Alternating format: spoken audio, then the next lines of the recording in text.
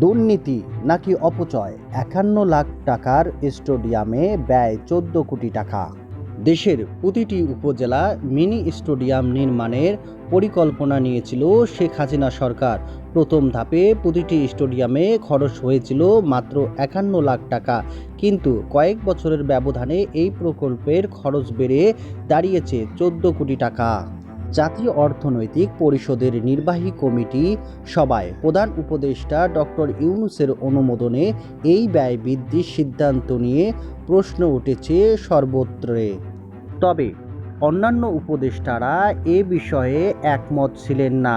শুধু আসিফের জোড়াজড়িতে ডক্টর মোহাম্মদ ইউনূস তা অনুমোদন দেন। বাংলাদেশের নির্বাচন কার্যক্রম শেষ না হওয়া পর্যন্ত সব দায়িত্ব ছাড়বেন না ডক্টর মোহাম্মদ ইউনূস। ১৩-১০ জাতীয় সংসদ নির্বাচন শেষে রাষ্ট্রের সব দায়িত্ব ছেড়ে দেবেন বলে জানিয়েছেন প্রধান উপদেষ্টা ডক্টর মোহাম্মদ ইউনূস। তিনি আরও বলেন, বাংলাদেশে সুষ্ঠু নির্বাচন না দেয়া পর্যন্ত আমি পদত্যাগ করব না।